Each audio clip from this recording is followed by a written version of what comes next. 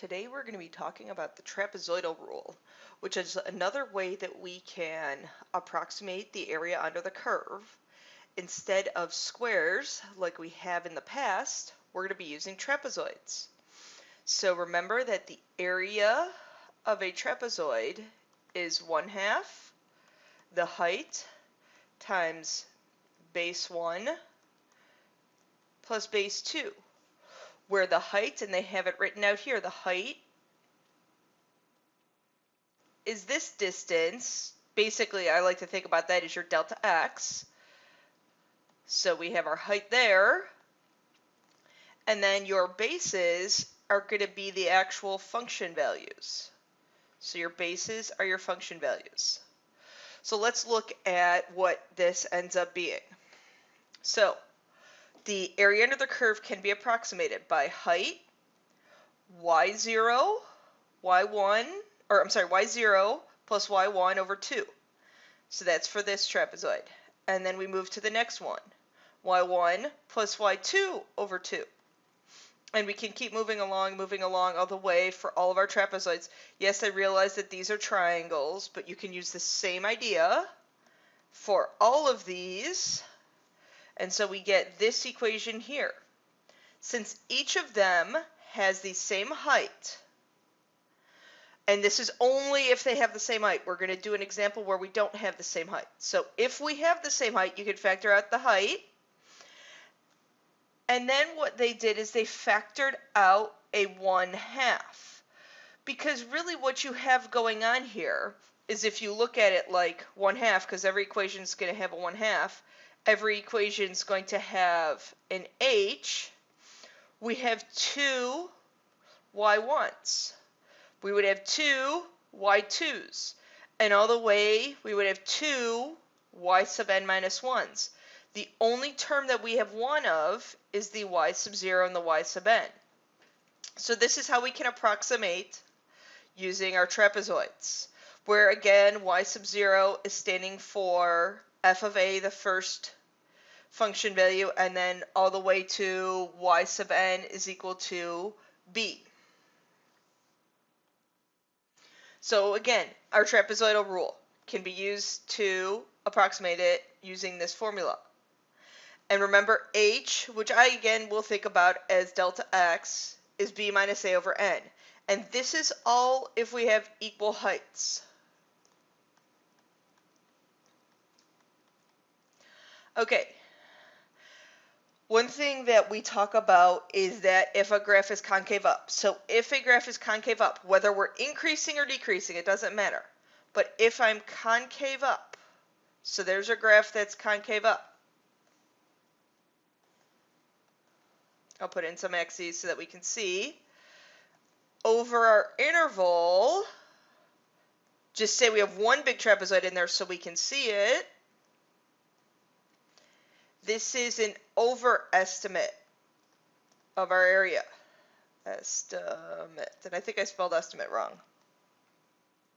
Overestimate. I don't think so. Okay, so if we're concave up, it's an overestimate. Versus if we are concave down, and again, it doesn't matter if we're decreasing or increasing. It just matters our concavity. So I'm concave down.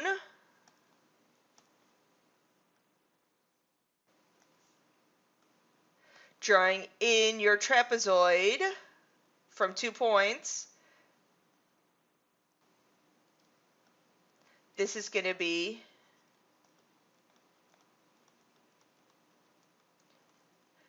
an underestimate.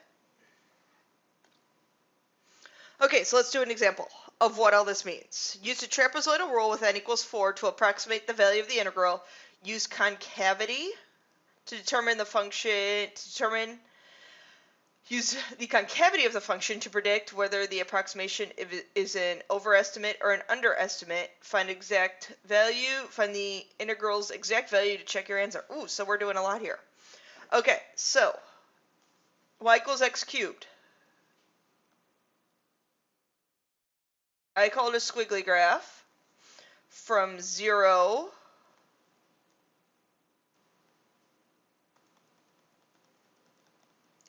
to 2.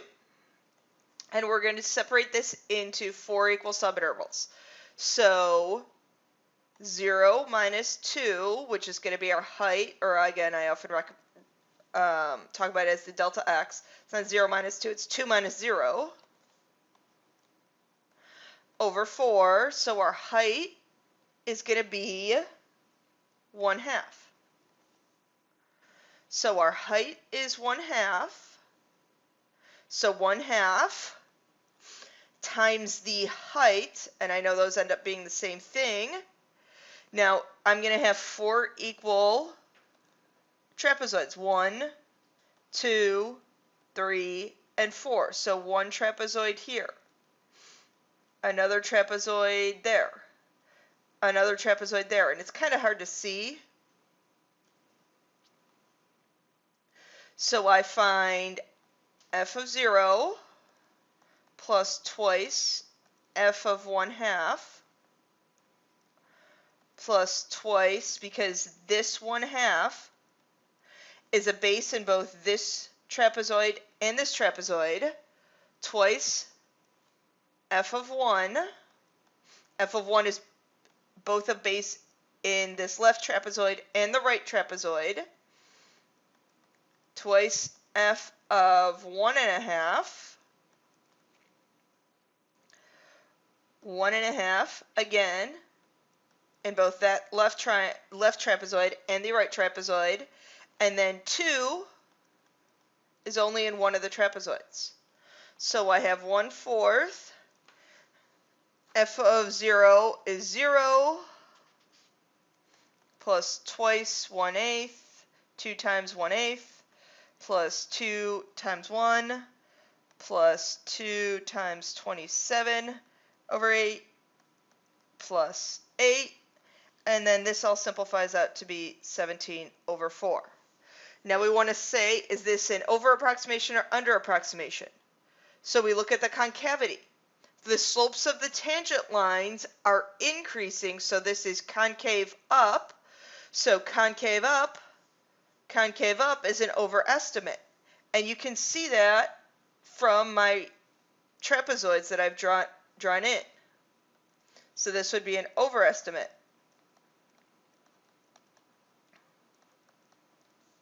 Now they actually use integrals to find the exact value. So my integral 1/4 x to the 4th, evaluated from 0 to 2, 1/4 2 to the 4th minus 2 to the 0. 2 to the 4th is 16 over 4. 2 to the 0 is 1. So then I have 15/4. Again, remember this is an estimate. So this is an overestimate of what my actual area is. Okay, in this example, we're given a test rocket, and we're given a set of values. This is what you're going to find a lot on the AP, so keep that in mind. So you're going to be finding examples like this. Notice that your difference in your x's or your heights are each a different interval. So you're going to have to keep in mind here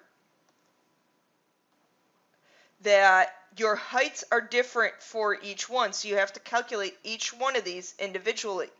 So 1/2 my height, the difference between my x values, which is 20, base 1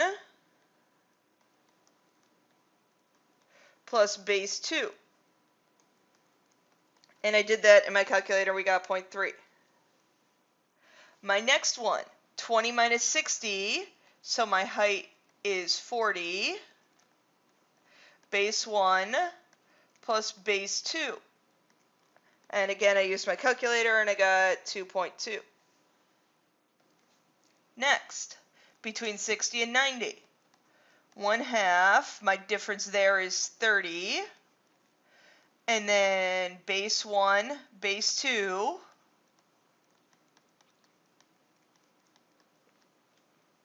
And again, using my calculator. Next one is 1/2. The difference between 90 and 120 is 30. Base 1 plus base 2. And calculating in my calculator, we get that. The next one, I apologize if the yellow is kind of hard for you guys to see. The difference there is 20. Base 1 plus base 2.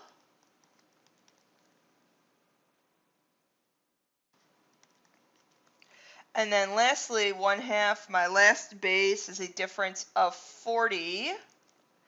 Base 1 plus base 2.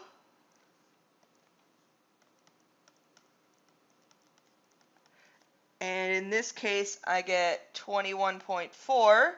Now I add all those together, and we end up with 40.85. And we want to know how long.